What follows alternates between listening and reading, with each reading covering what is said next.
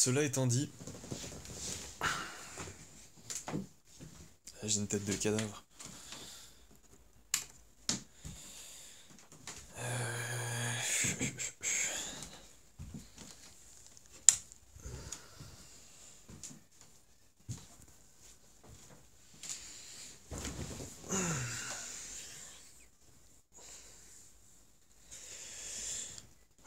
C'est pas mieux, hein. Bon, l'intérêt de... Non, le danger de d'aller sur ce chemin, le chemin en fait de la perfection, dans le sens humain si tu veux, le sens euh,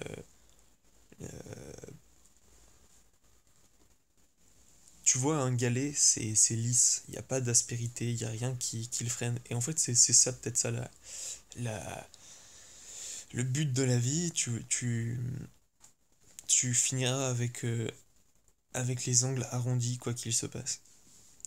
Et plus tu lutteras, et plus tes angles, ils te seront arrachés. Enfin, si t'y tiens, si tu veux, tu souffriras parce que dans tous les cas, tu perdras. En fait, tu t'es en constant changement, tu perds des choses, mais tu en gagnes aussi, et des fois, tu en perds tellement que tu finis par mourir. Mais il faut pas se battre contre, parce que plus tu te bats contre, plus tu te fatigues, et plus tu te fatigues, et plus ce moment arrive vite. Donc en fait, le,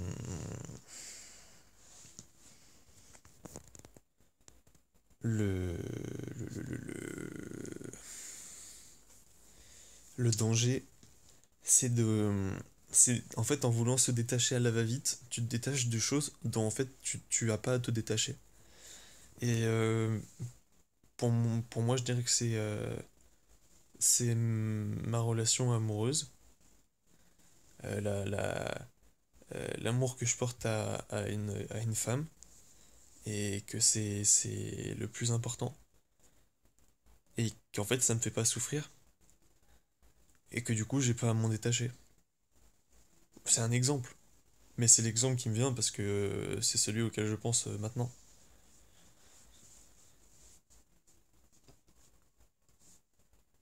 Mais en fait, tu sais, c'est un objectif comme un autre, quoi. Tu peux construire ton couple, comme tu peux décider de devenir le plus grand collectionneur de cartes Magic, ou, ou devenir un champion d'e-sport, ou devenir un écrivain, ou faire le tour du monde à pied en faisant un défi écologique, renouvelable, durable. C'est beau de se fixer des défis, franchement, moi j'adore. J'adore me mettre fixer un défi, ça me fait me lever le matin, et surtout ça me donne vraiment envie de le réaliser parce que je vois ensuite les conditions qui me permettent d'y arriver. Et en fait, il y a juste ça que tu dois savoir. T'es pas obligé de connaître toutes les conditions. En fait, t'as besoin de connaître que les conditions qui te rendent heureux, c'est-à-dire à quoi tu penses. Enfin, à quoi tu penses quand je te demande de quoi t'as besoin pour être heureux. Eh ben, t'as,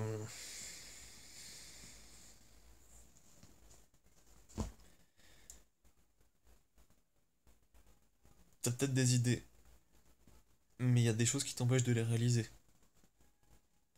C'est sans doute que t'as trop de responsabilités, et dans ce cas-là, je te conseille d'apprendre d'abord à gagner du temps.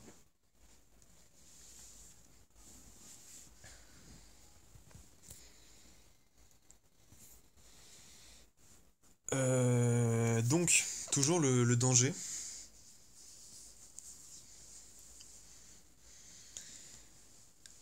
c'est de se perdre en fait. Euh, c'est c'est de finir complètement marteau. En fait, de plus trouver de sens à rien, à tel point que tu finis noyé si tu veux. Enfin, je pense que c'est le pire en fait. C'est le moment où tu commences à développer des troubles, je pense, tu vois, psychologiques qui te font pas du bien, quoi. Mais pour ça, il y a un remède qui est très bien, et c'est de faire des choses par amour pour tout, en fait, pour tout ce qui t'entoure. Euh, je pense par exemple à aimer l'endroit où tu habites,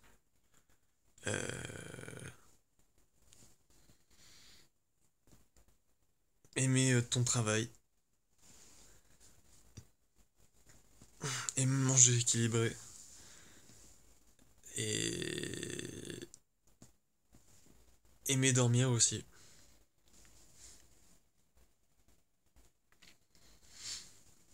En fait, il faut que tu te détaches des choses qui n'ont pas d'importance dans,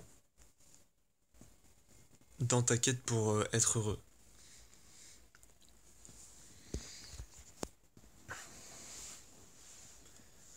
Et dans ta quête pour être heureux, parce que si tu veux arriver à être heureux, en fait, il y a rien de de simple. En fait, c'est compliqué de le comprendre. C'est compliqué d'arriver à mettre en place tous les éléments qu'il faut pour comprendre, parce que même moi, j'y arrive pas. Et du coup, et en fait, il faut voir ça comme si tu veux un arbre qui perd pas ses feuilles chaque saison, justement, genre un sapin qui perd ses aiguilles petit à petit, bah il est toujours vert en fait. Et en fait, c'est ça, voilà. Je pense que tu peux choisir un peu l'arbre que t'es. Et si tu veux qu'en hiver, enfin que t'aies quasiment autant de feuilles, de verdure euh, à toutes les saisons, bah tu peux être un sapin si tu veux. Et tu peux être au contraire un, un frêne, un frêne et perdre tes feuilles. Je pense que ça perd ses feuilles, du frêne. Et tu peux te dire que t'es gelé l'hiver et que tu fais rien et que tu t'enlèves toutes tes relations, c'est-à-dire que toutes tes feuilles tombent par terre.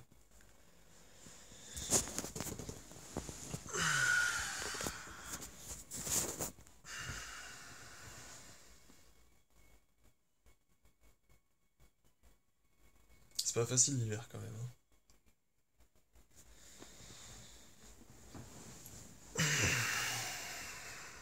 J'ai des sacrés problèmes quand même.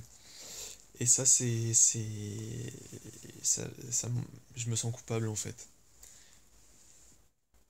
Mais il faut que je prenne du recul.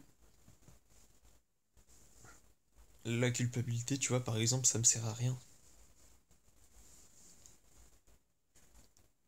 C'est juste une information de mon raisonnement qui me dit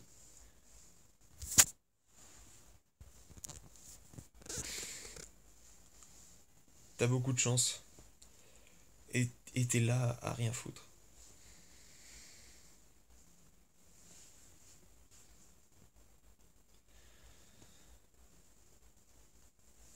Mais tous ces gens qui se sont sacrifiés pour qu'on soit heureux, ils sont contents qu'on on soit heureux.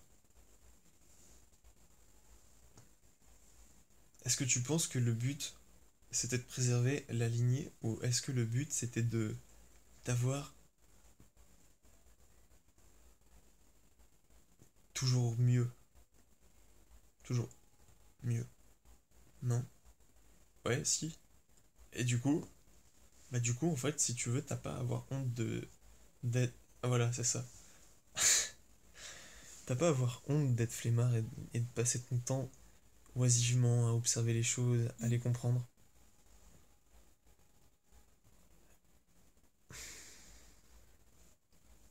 En fait, je sais plus ce que je veux dire.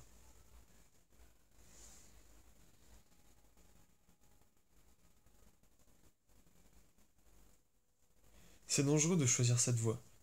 Et en même temps, je pense que c'est celle qui rend le plus heureux parce qu'il y a un moment quand tu t'es plus affecté par les choses, tu peux te concentrer sur vraiment ce qui te fait du bien en fait. Tu peux pas écouter ce qui se passe à l'intérieur de ton corps si t'es en plein milieu d'une tempête. Pour écouter ce qui se passe à l'intérieur de ton corps, à l'intérieur de ton crâne, dans ton cœur et dans tous tes dans tous tes neurones de tout ton corps. Pour écouter tout ça, il faut du calme. Et le calme, c'est pas le vide. Le calme, c'est quand les choses, elles sont sereines, elles sont harmonieuses. C'est quand ça fait pas de vagues. C'est quand ça s'oppose pas au courant. Ça, c'est la vraie voie. Mais, mais tu peux des fois croire que la vraie voie, elle te demande de tout abandonner. Mais regarde, y a rien qui t'y oblige. Je peux faire ce que je veux, y a personne pour me dire ce que je peux imaginer par exemple. Ce que je peux pas imaginer.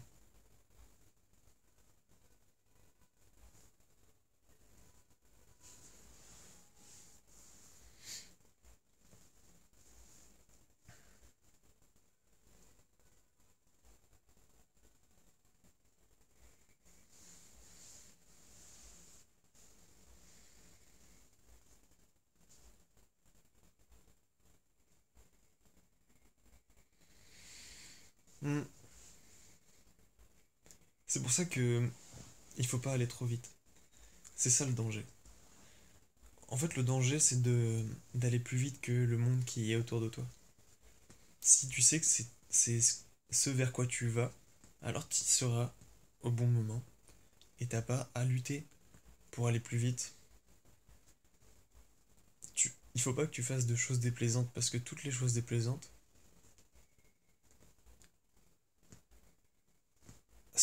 sont des choses qui te freinent. Mais l'inertie, la paresse, l'abrutissement, ça aussi, ça te ralentit. Hein. Il n'y a pas que, y a pas que l'excès si tu veux. Il y a un excès dans les deux sens. Il y a le zèle, vouloir aller trop vite vers son objectif, et l'inverse, l'oisiveté, où vraiment même ton cerveau, il arrête de fonctionner.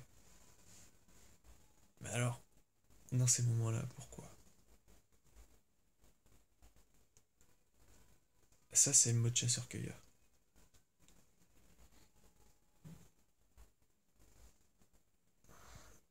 On est toujours dans un état transitoire.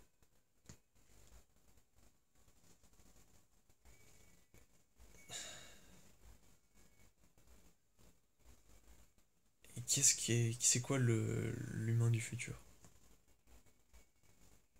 Est-ce que c'est un changement physique? Est-ce que c'est un changement psychologique?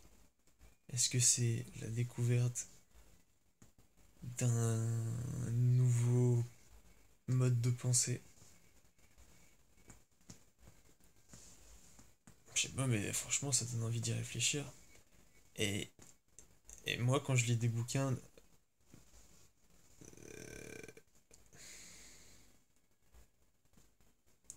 des trucs orientaux là, euh, j'ai vraiment l'impression qu'il y a des gens qui ont expliqué, en fait, si tu veux, sans, sans politiser le message, tu vois, en rapportant vraiment, enfin, juste en délivrant un message. Après, bien sûr, c'est interprété et c'est délivré n'importe comment, mais et j'ai l'impression il y a quelque chose de commun à toutes ces révélations du passé. Il y a une symbolique commune. J'aimerais bien savoir ce que c'est. Mais je crois que je peux pas la comprendre. Et c'est pour ça qu'il faut que je l'expérimente.